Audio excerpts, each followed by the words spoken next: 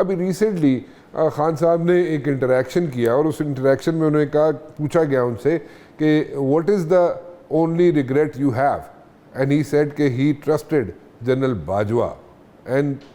But why? वो लोग तो आपको लेके आए थे, वो लोग तो आपको हेल्प आउट किया था उन लोगों ने, आप लोगों को, मतलब पीटीआई की बात कर रहा हूँ, पीटीआई को हेल्प आउट किया था, पीटीआई को लेके आए थे, पीटीआई को वहाँ पे उन्होंने शुरू के तो 2.5-3 साल उन्होंने फुल सपोर्ट भी की, और खान साहब खुद कहते रहे कि जनाब हम लोग एक पेज पे हैं। What went wrong and where? वो एक पेज कहाँ गई और क्या वहाँ पे हुआ कि ऐसा मतलब तकरीबन कुछ साल 1.5 साल पहले पीटीआई की हुकूमत जाने से पहले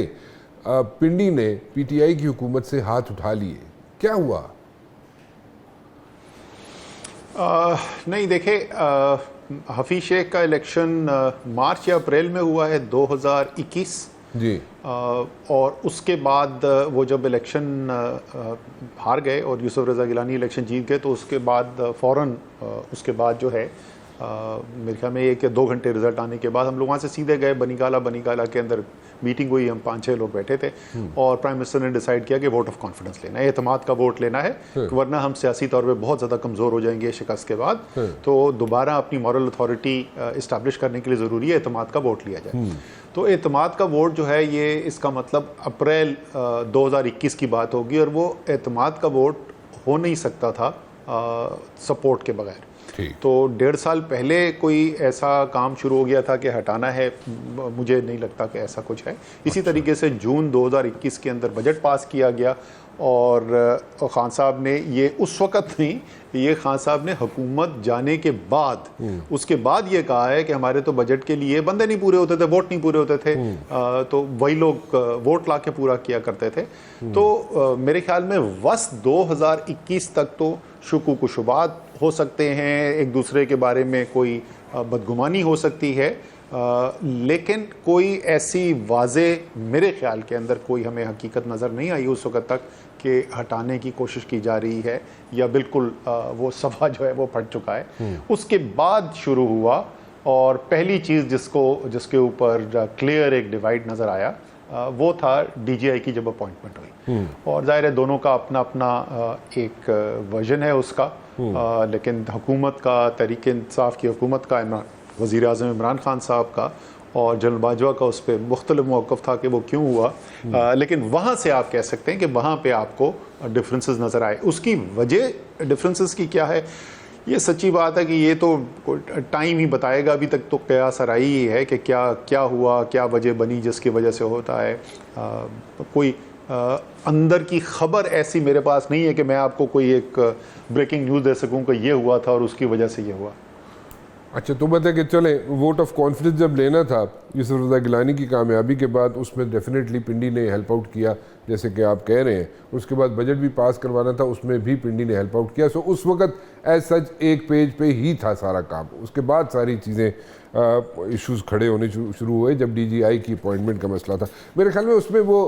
कह चुके हैं, मीडिया में बता चुके हैं, मीडिया से इंटरेक्शन में बता चुके हैं कि वो चाहते ये थे कि डीजीआई जो है वही रहे और वो कंटिन्यू रहे, लेकिन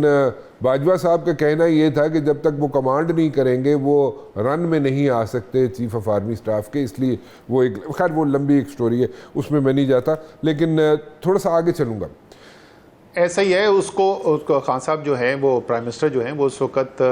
पब्लिकली ये बता चुके थे और उसके बाद इंटरव्यूज़ के अंदर भी उन्होंने बताया, और हमें भी उन्होंने यही कहा था कि वो चाहते थे कि मार्च तक वो कंटिन्यू करें। अफ़गानिस्तान में ट्रांजिशन हुई थी, तालिबान की हुकूमत आई थी, उनके ख्याल में जनरल फैज़ की एक बड़ी डीप अंडरस्टैंडिंग थी अफ़गानिस्तान की सिचुएशन की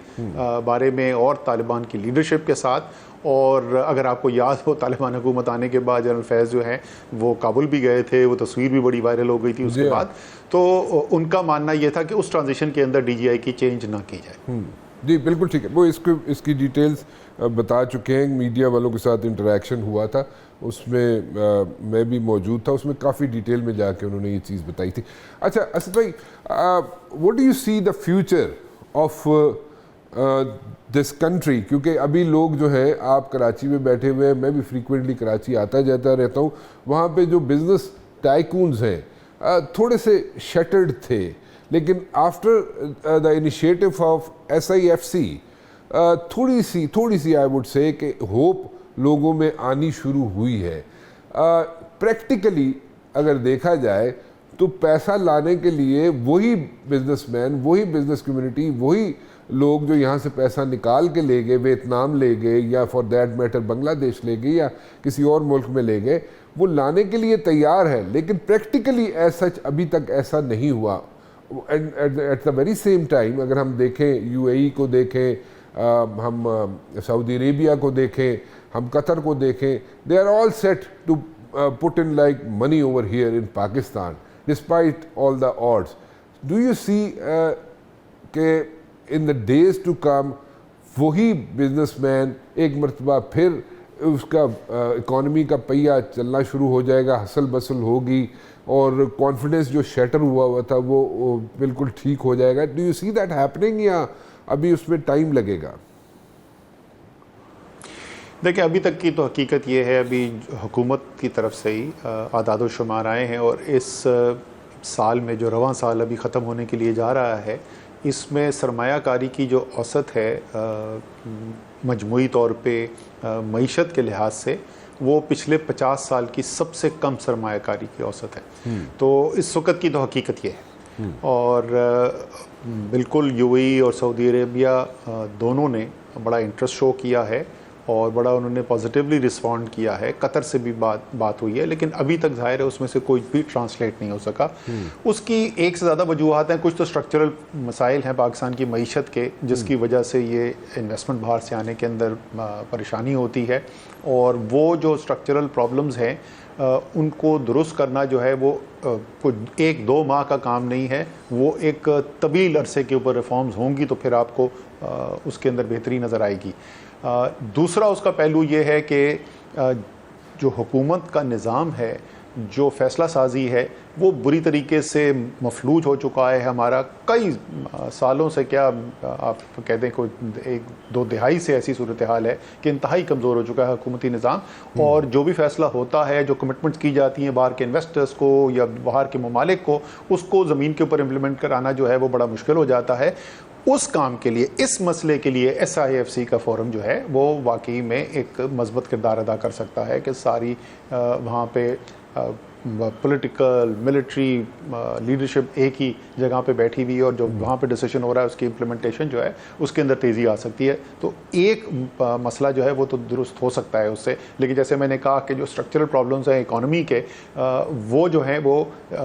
SIFC से नहीं ठीक होंगे, वो एक तवील अरसे की रिफॉर्म का इशू है। और जो तीसरा और आखिरी पहलू है जिसकी वजह से ये सरमायाकारी के अंदर मसाइल आ रहे हैं, वो है सियासी बहरान और एक